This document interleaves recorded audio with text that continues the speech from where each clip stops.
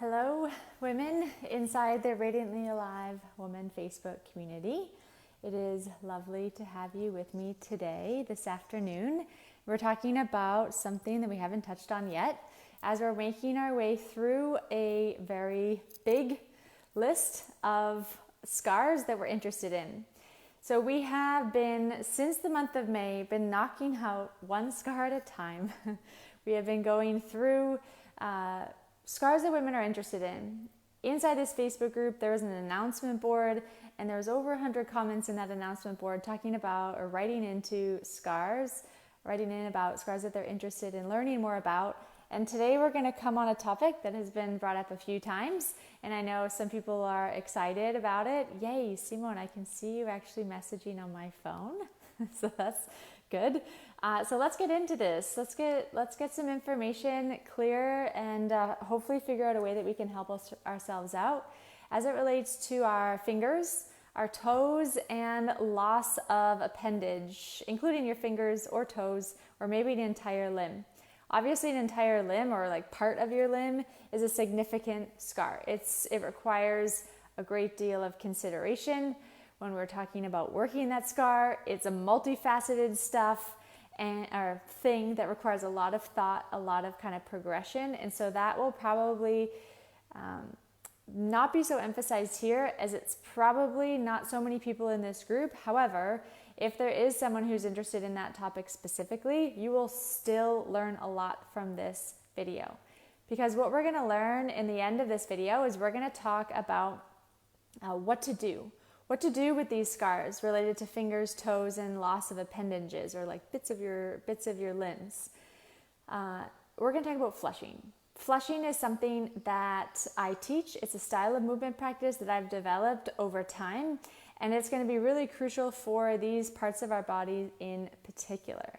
So let's dive into this. In the three areas that we often are talking about, we're talking about the physical considerations first. So a lot of us don't recognize that scars are impacting us. We don't feel right in a variety of different ways, but we haven't yet made the connection that the scar could be contributing to this, or that the scar is the reason for why you're feeling this way. So we want to understand the physical first. Physical's right in front of us. It's pretty easy to see. It's a lot easier to talk about because it's kind of more emphasized in our culture. We're talking a lot about our physical body. So that's where we're going to rest. That's our foundation at which we're going to begin from. Then we're going to talk about the energy and the emotion surrounding the scar. So every single time you have a scar on your body, you've probably heard me say this before, that every scar matters and every single scar has a story. So when you have a scar on your body, all of that emotion, all of that energy can get stuck and knotted and like bound up inside the scar. So whether you have been doing all different types of therapies, maybe you've been doing psychotherapy or talk therapy or other types of therapies like physical things, going to the chiropractor, all the stuff, but you haven't yet touched or worked on this scar, or it hasn't been like a thorough working through on that scar. That means that there's still stuckness there. There's stuckness physically, like we were just talking about, but there's also the emotion and the energy stuck into it. So with my system that I've created over nearly a decade of working with women, this system helps us to get an access point into that emotion, into that energy, into those types of qualities that are bringing us down, because we're actually going to start moving the scar. Now, this is so much more than just like a manual kind of manipulation. It's not just like pushing the scar around with your fingers. It's a much more in-depth process that involves movement, that involves breath work, and we're going to learn about one of those movement styles today. I'm going to give you the 101, like flushing for beginners, because it's actually a kind of a thorough topic that kind of needs some layers, but we're going to do a little 5-10 minute kind of chat about it so that we can start to understand why it's important and start to work it in relation to these areas. So the third part, like I just said, is the what to do. What to do with every single scar on our body, as well as what to do with these scars in particular. Fingers, toes, and loss of appendages. So that's kind of a long topic. But let me just get my notes out in front of me. We are going to hit it. First, let's talk about, like, are these areas of our body really important? was probably very likely that you have cut your finger when you were, I don't know, making dinner, or you have cut your finger opening a jar. I hear this all the time. Or like something breaks in your hand, or you fall down and you get cuts on your hands or fingers.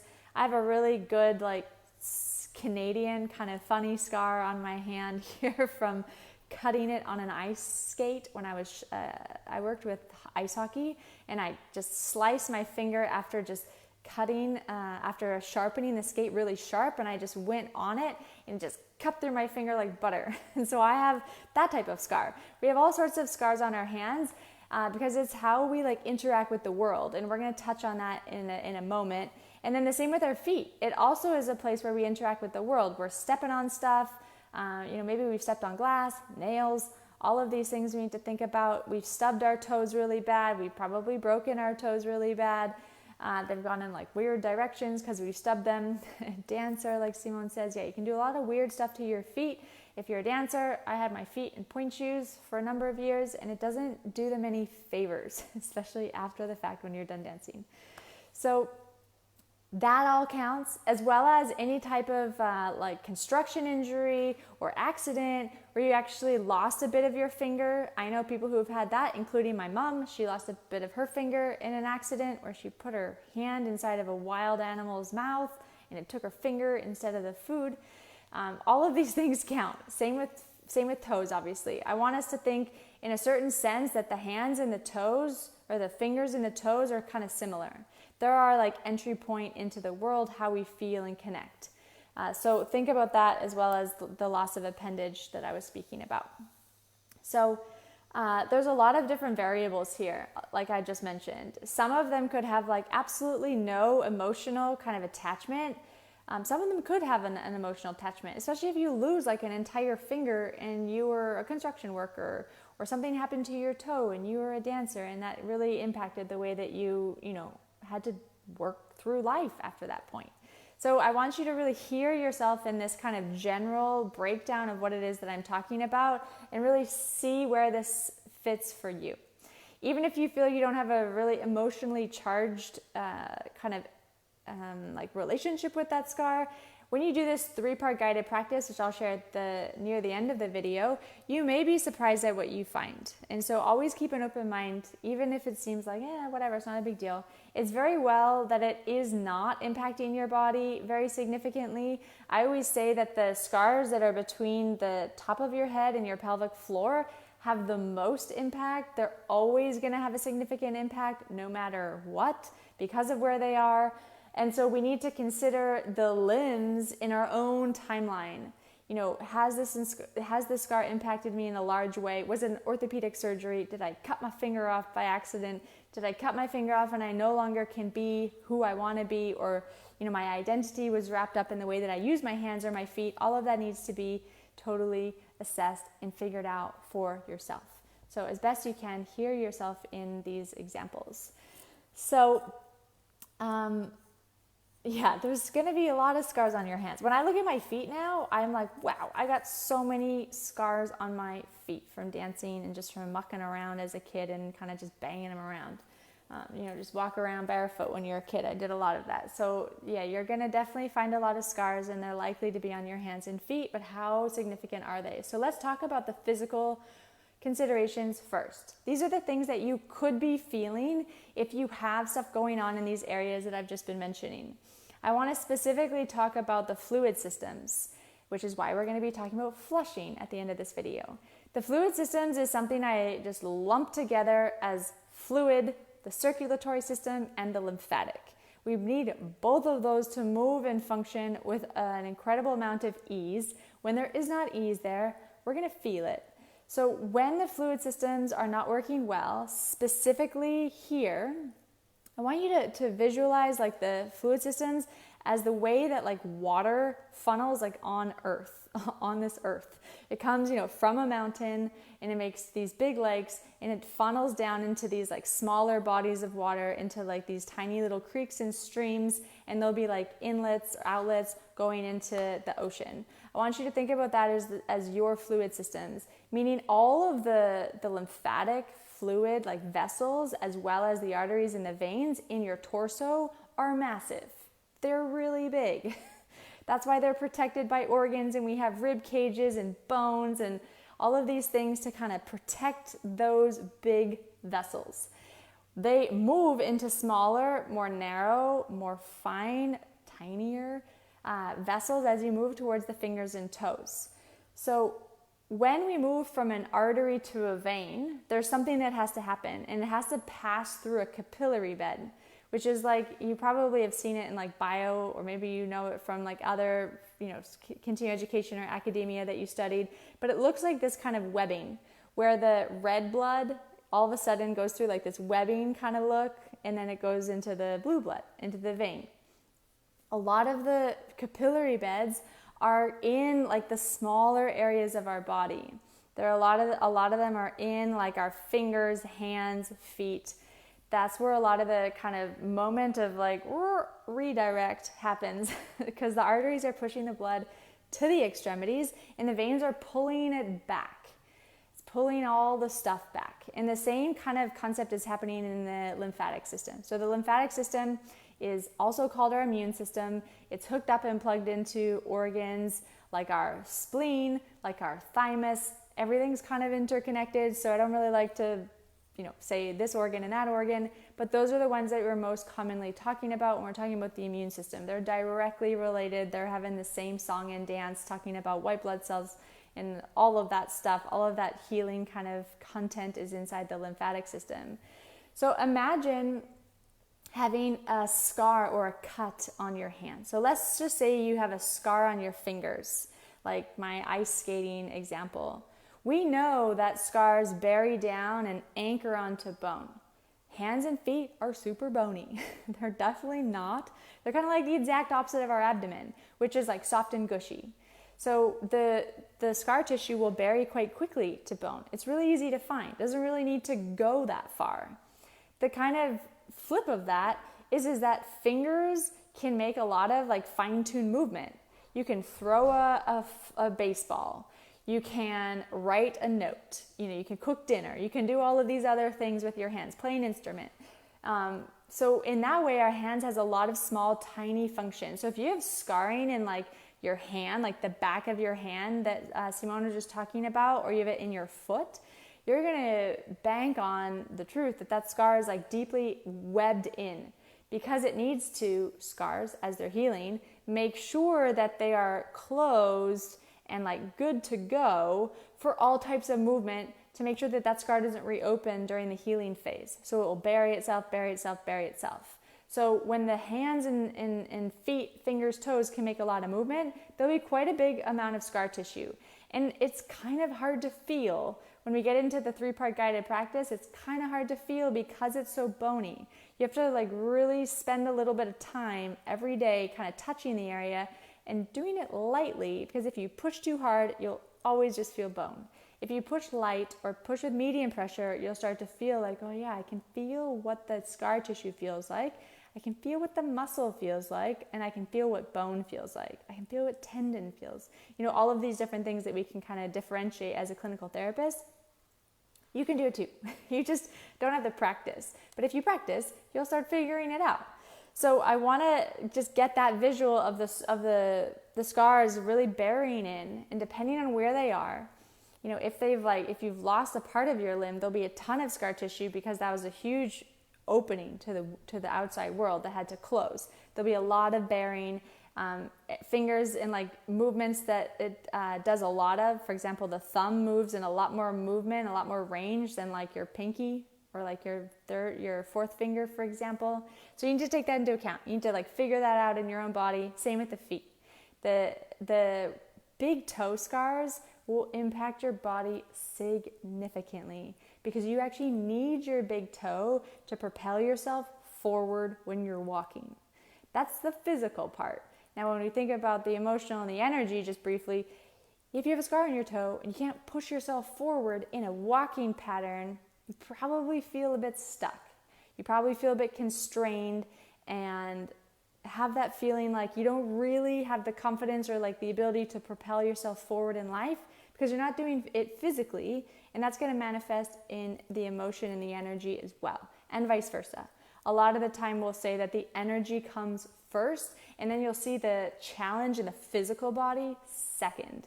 Everything that's going on in our energy and our emotion actually creates and like perpetuates our physical challenges. So even though I start in the physical because it's easier, what's really happening is the opposite of that. The energy and the emotion is what's creating the challenges physically in our body. So the fluid systems are huge. You're going to feel potentially like temperature problems, like circulation problems. You will feel like a challenge to regulate your temperature, or you always have cold hands or fingers, and you really find that that's hard to get away from. You don't quite know how to make that better. Flushing is going to help a lot. With that, you're going to feel pressure problems. If like the body is having trouble going through from that most narrow point to come back and return stuff back to the body, if it's having challenge with that, you're going to feel a pressure problem. Now, what does that feel like in your physical body if you have a pressure problem? A lot of people actually feel pressure changes in the atmosphere, like when the weather patterns change, they'll feel it, like where their injuries and their scars are. That's really common, especially if you have a pressure problem. If you feel the weather changing, you have a pressure problem in your body because there's something going on that's giving you that like spidey sense to what's going on in nature. All of those like big rainstorms and thunderstorms, all of that. What else could pressure problems feel like? It could feel, so things that are related to fluid as like a felt sense is a throbbing or like an aching or a pulsing. That kind of feeling in your body could happen in joints around the area, like elbows and wrists, ankles and knees. You could feel that kind of consistently. It gives you that kind of achy. It doesn't feel like muscle. It doesn't feel like nerve where it's tingling and sharp and like radiating. There's this distinct kind of throbbing, achy, pulsating like pain that is just for circulatory fluid like problems. Obviously, so you'll also have issues with swelling and inflammation in your body because there's like a glugginess that's going on. There's a challenge in the body to get stuff to the right areas and to remove stuff, remove debris, remove toxins, and get it back to the area where we can start to recycle and like start to move that stuff. So you may feel that local in the area, hands, arms, feet, lower body, but you could also feel that anywhere. You feel it in your face. You could feel it in your abdomen. You could feel it when you sit for a long time. You notice it. Like you don't really feel like you have an inflammation or swelling problem, but then when you work at your desk all day, you're like, oh yeah, I totally have a pressure like swelling problem. My feet are really overwhelmingly like swollen. That's a really good indication that you have something going on. Something's not right in your fluid system, and you top that off with like challenge regulating your temperature and all these things. The other thing I want to talk about with physical is, and then we'll come back to this big time in this next section, but the sensory information that your hands and feet get from the world is huge. It's such a big deal, and we kind of take it for granted. If you've ever hurt your finger really bad or had a loss of your finger or appendage, you'll know this. It's in a really tiny way. It's like when you get a paper cut on your hand somewhere and you feel like you can't use that finger anymore, and like you can't even like shampoo your hair, and it's really, you can't even put your pants on. It's like that, but way worse when you have an actual scar, like a real big injury on your hands or fingers or feet or toes. So I want you to, maybe you've seen this man. If not, you can Google it. It's a common picture that you've seen. It's been around forever. It's the homunculus man. And the homunculus man is this kind of like ape-like looking creature where it's showing you how much of the cerebral cortex is being taken up by like motor and sensory information. So this homunculus man has massive hands and feet and mouth and lips in particular. So it's showing you like how much sensory information you're getting, how much nervous system activity your body is getting from stuff like your hands and your feet and your lips. They're high areas of receptivity and giving you information.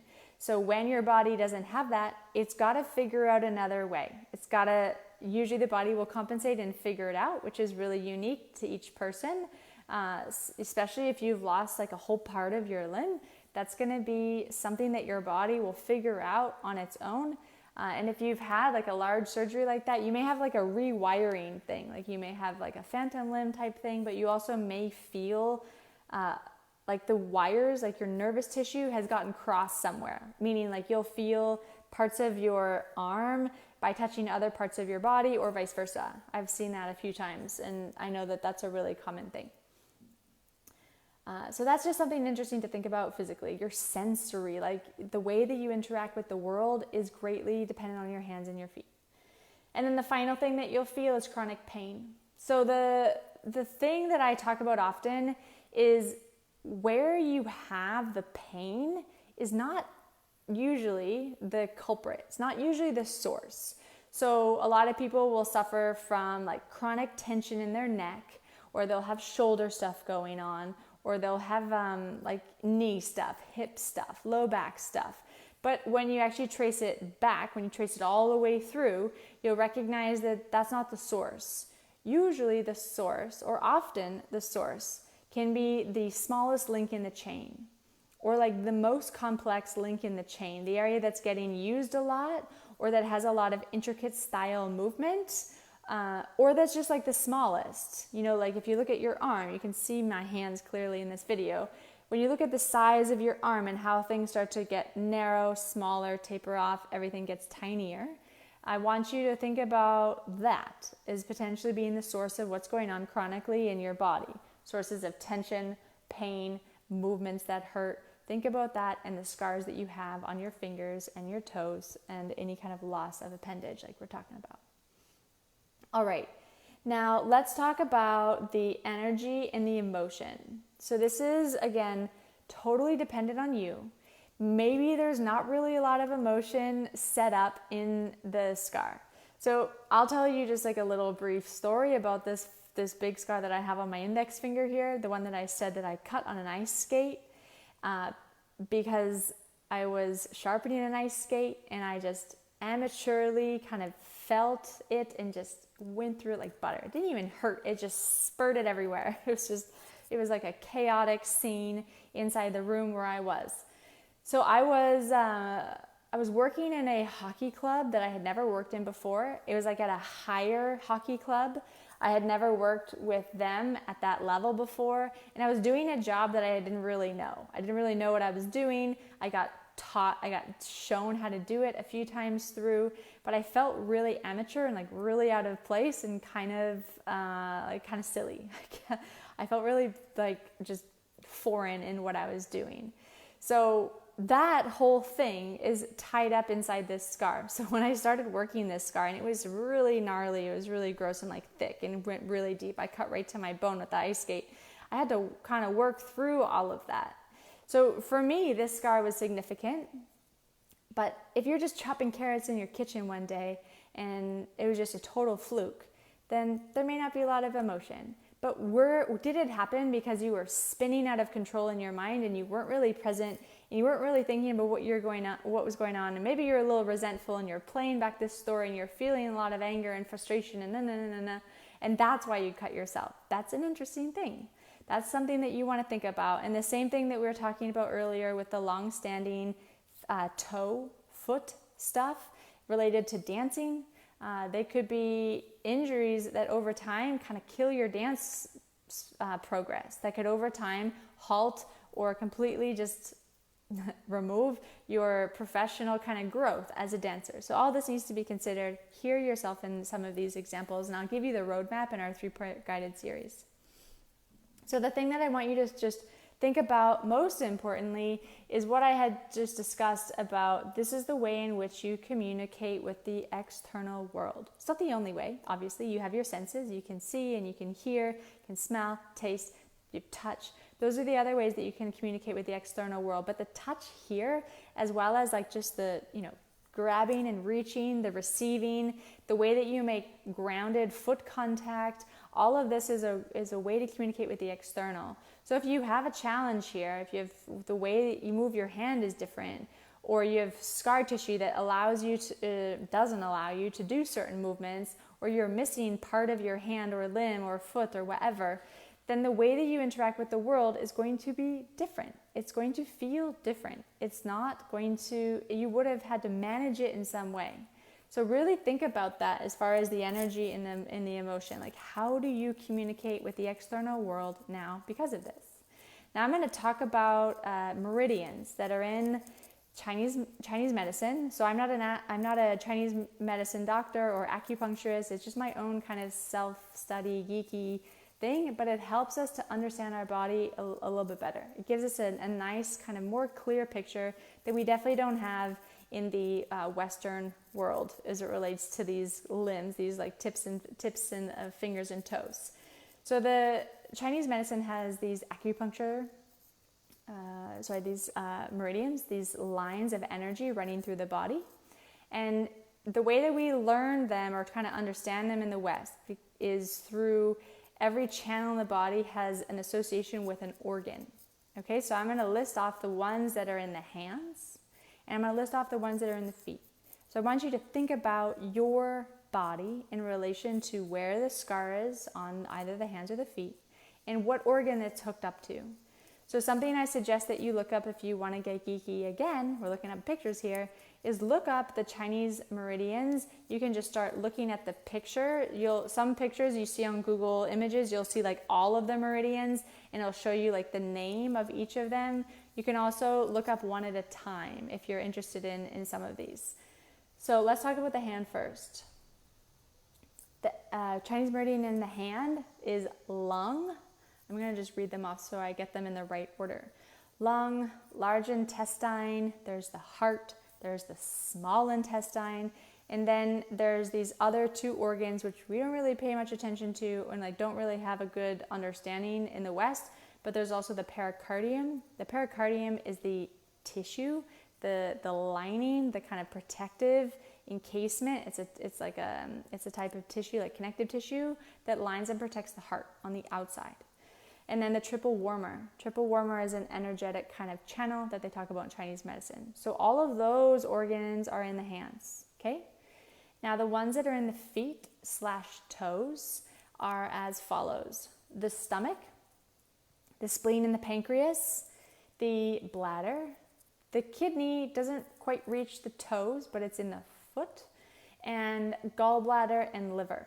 So think about your body from this perspective. Think about these organs, like your digestive functioning, your respiratory function, your hormonal function, the way that your heart function, all of these things, that's all hooked up into this. So wherever your scarring is, try to make sense of that little bit of information, and please go Google. Google is such a good resource that you can use and work with in this kind of way. So I think those are all the energy and the emotion bits that I want to share with you. And let's get into the what to do. We're going to talk about flushing. So before we talk about flushing, let's just do the 3-part practice really quickly. I do it every single class, every single video, because it's crucial. You have to do it. It needs to be done. You can't skip it over, because it helps you to recognize what kind of transformation potential is going on inside this scar.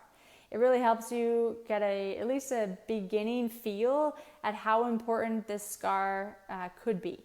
So the 3-part practice, phase 1, relaxing into it. You have to relax into this process by finding a comfortable place in your house to spend a little bit of time. Sit or lay, it doesn't really matter. In this particular instance, if it's on your foot, you want to be close to your foot, because the third thing you're going to do is make skin-to-skin contact. You need to touch the scar. So wherever your scar is, make sure you're in a position that accommodates that, and put yourself in the place of being, I'm going to start exploring this. I'm making meaningful contact with my body, and I want to figure out what's going on here. I want to get in touch with that. Maybe I've been neglecting it. Maybe I didn't know that it was important, but now I am. Just having that little kind of intention or like a little prayer that goes on is really helpful. And then the last thing for relaxing into is just closing your eyes. Tone down sight, ramp up the touch. The second part is gather as much physical stuff, information as you can. Now, like I said at the beginning of this video, the physical scar may be a little hard for you to feel. So with the hands and feet, you may need to do this a few times, like maybe once a day for a week to really feel the difference, because the bone is like right there. So it's hard to kind of feel the difference, especially because the tissue, the scar, will probably be very fibrotic. It'll probably be very tight and very dense because these areas are so intricate and have so much movement. So you need to feel the numbness or the hypersensitivity. You need to feel the temperature differences, hot and cold. You need to feel what you feel when you touch it. Is there aversion? Are you freaked out? Is there like totally numb? I don't feel anything. All of that needs to be felt, as well as all the tension. Feel that webbing. Where is it stuck? Where is it not? Can you feel its actual bearing, kind of pathway? All of that needs to be gathered in the physical. And then the third part is going to be the emotional and the energetic. So all the stuff that I spoke about around, the different organs and the meridian channels, look those up so you get a clear picture. Just gave you a little brush into it so that you can start making these connections. You can see where they are in these images, the Chinese meridian lines.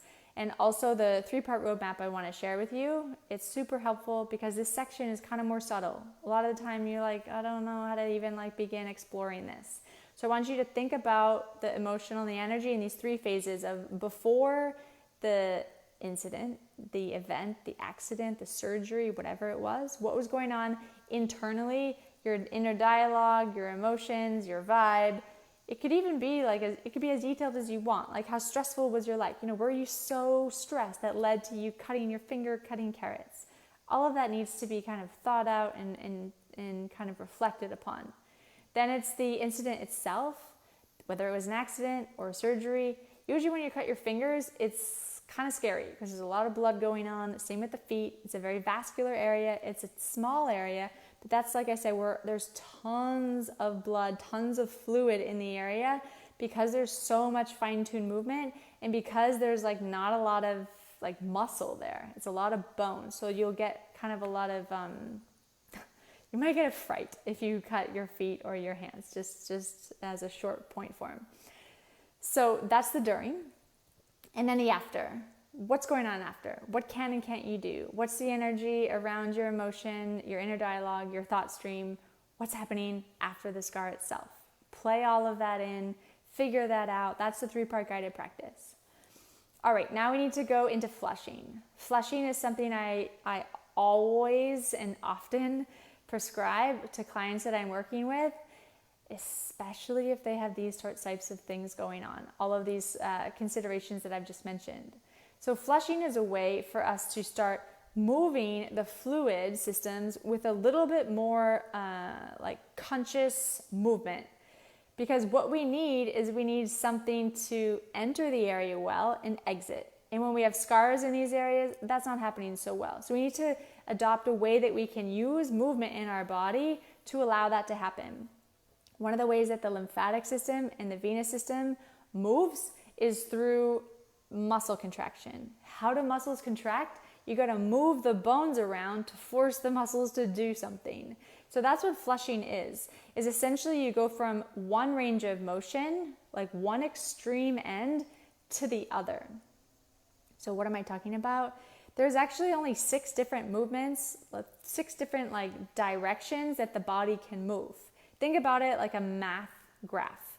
You have x-axis, you have y-axis, and you have z. That's all we got. That's really it. And then we have obviously the variations in between that. But the 6 movements that the body can do is flexion and extension. It can side bend to the right, side bend to the left, rotate to the right, and rotate to the left. That's it. So it does sagittal plane movement, forwards and backwards stuff, frontal plane movement, side to side, lateral kind of bending kind of things, and then rotation, one direction and the other. All right? So when we're flushing, we want to go from one extreme. This is the easiest in the fingers because the fingers kind of only do that or do that. They can move at at this bottom joint and make a circle, but to get everything moving, you can't really make a circle with this top joint. So let's talk about moving from flexion to extension. Think about the exact same thing in the toe. If I could, I would pick up my foot and show you my foot, but I don't know if you really need to see that. So just hear what I'm saying and relate it to the feet if you got a foot thing. So we want to move from a most flexed position to a most extended position. And we can do this in as many joints as we can. We don't want to just do it in the local area. We want to flex as many things as we can to really close stuff up. We want to close. Think about closing joints, closing the hand and the palm, closing the wrist, closing the elbow, closing the shoulder joint. Okay, that's a big close. That's a big kind of pressure into the fluid systems as well as the joints. Really good for the joints, really good for arthritis and all that stuff. That's position number A. And then we want to do the opposite. We want to open those up, open that up, open that up, extend. We want to extend. We want to open. We want to do the opposite.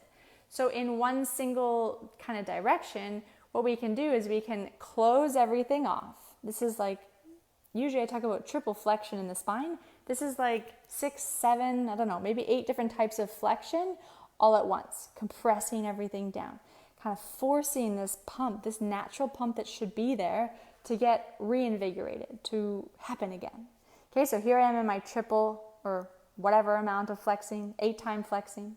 And then I'm going to do the exact opposite. I'm going to extend everything. So you can't see my hand in the screen, but I'm extending everything. I'm opening everything up. So phase 1 of flushing is moving through that. So you're kind of pulsing in and out of position A, position B, position A, position B. You do that maybe 4-ish second hold, 5-second hold in position A, and then you move to position B, 5-second hold. Do it again. And if you do 5 to 6 reps of that, you'll feel this kind of movement of fluid. You'll feel this change in your energy in your arm. You might feel tingling, you might feel throbbing, you might feel aching. It's starting to like push stuff through again. So it's kind of like you're giving a boost. When your car is not working, you got to give it a boost. Flushing is what gives that all of these areas a boost. And it's not just local, it's getting everything working again and everything talking to each other again.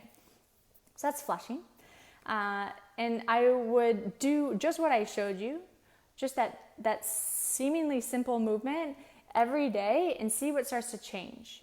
Take into consideration your poor temperature regulation, feeling like you have that kind of chronic like pain stuff going on, thinking about the organ function of the Chinese meridians I spoke about. All of this stuff is related, and you can start to witness and follow this stuff when you're doing a body practice like flushing. So that is all that I have for you today.